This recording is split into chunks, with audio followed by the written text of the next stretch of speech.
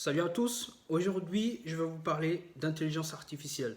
Alors, avant de rentrer dans les détails, je vais vous donner un petit aperçu de ce à quoi ça ressemble.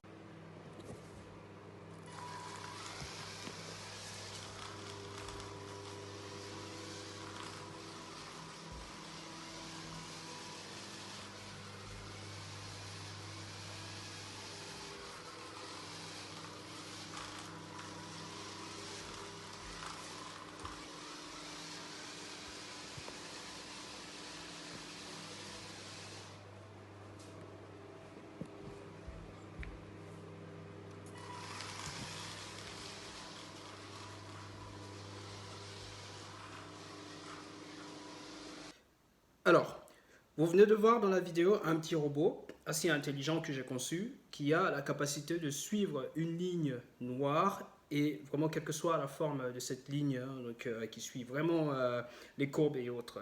Alors je vais expliquer un peu l'analogie entre l'intelligence artificielle et l'intelligence humaine en fait, histoire de comprendre un peu comment ça fonctionne d'un point de vue général. Alors du coup, là j'ai un tableau explicatif en fait qui dresse l'analogie entre un être humain et une machine dotée d'une capacité d'intelligence artificielle. Alors l'être humain a besoin de capteurs. Donc les capteurs sont ses yeux, les oreilles, les narines, etc. qui vont lui permettre en fait de percevoir ce qui se passe dans son environnement.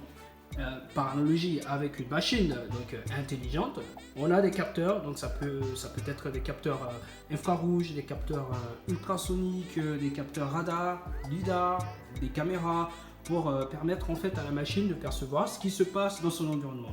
Ensuite, bien sûr, il faut que l'être humain puisse mener des activités physiques grâce à ses membres, donc les bras, les jambes, les genoux, les mains, les doigts, etc. Et donc, ce sont en fait les éléments du corps humain qui permettent à un être humain de mener une action physique. Et donc, par analogie à un être humain, on a les actionneurs dans le cas d'une machine intelligente, qui dans notre cas sont les moteurs d'essai, combinés aux roues et qui vont se déplacer et qui vont en fait physiquement occasionner le déplacement du robot intelligent. Alors on a le cerveau, bien évidemment il faut un cerveau qui reçoit en fait les signaux des capteurs qu'on a là et ce sont ces capteurs là en fait qui vont permettre au cerveau de prendre des décisions. Donc ces décisions là, une fois prises en fait, vont conduire à la génération de signaux de commande aux membres pour qu'un être humain fasse ce qu'il faut faire. Par exemple, voilà, s'il y a un obstacle devant, là par exemple si j'ai un tableau devant moi, je vois le tableau grâce à mes capteurs, donc grâce à mes yeux, et donc mon cerveau enregistre le signal et en fonction de ça, je ne vais pas continuer de marcher, je vais m'arrêter parce qu'il y a un obstacle devant.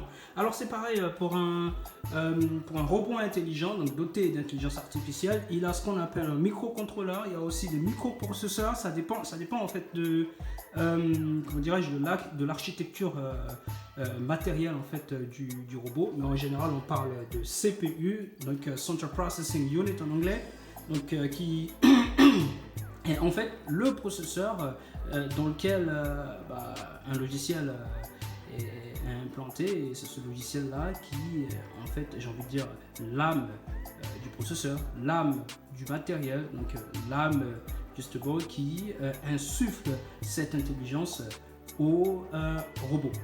Alors, donc du coup, on va analyser un peu le schéma explicatif du système qu'on a vu tout de suite, qui est doté de deux capteurs infrarouges. Donc ces deux capteurs infrarouges auront pour rôle de détecter la ligne noire sur le sol. Et les signaux venant des capteurs infrarouges seront envoyés à une carte, donc la carte Arduino, c'est une carte électronique voilà, qui est en fait le cerveau de tout le robot intelligent. Et donc cette carte-là a du logiciel qui est implanté et c'est ce logiciel là en fait qui est l'âme du robot. Donc la carte Arduino va, après avoir reçu les signaux des capteurs, commander ce qu'on appelle les actionneurs, donc qui sont les membres en fait du robot, donc les membres qui lui permettent en fait de se déplacer. Donc on a 4 roues motrices, voilà, reliées à 4 moteurs. Et donc la carte Arduino, en fonction de ce qui a été détecté, va envoyer des signaux a un module, le L298N, qui lui va se charger de distribuer en fait de l'énergie aux 4 moteurs. Et en fonction de l'énergie distribuée, donc le robot va se déplacer comme il faut. Bien évidemment, on parle d'électronique, donc on parle de chip, de puces électroniques, on parle de cartes électroniques. Donc pour que le tout fonctionne, il faut une alimentation. Alors l'alimentation est assurée par une batterie. Et cette batterie-là, la chaîne d'énergie est relativement simple. On a une batterie qui va alimenter la carte, donc le module de distribution en fait, d'énergie au moteur, qui lui-même va alimenter la carte Arduino, qui elle va alimenter les capteurs. Donc ça, c'est le système d'alimentation. C'est ce qui, j'ai envie de dire, permet au robot de se nourrir en fait, si on veut établir l'analogie avec l'être humain. Donc voilà, on a un schéma relativement simple qui explique le fonctionnement de tout le système. On va voir en réalité les différents composants importants, essentiels dans le fonctionnement du moteur, pas du moteur, mais du robot intelligent.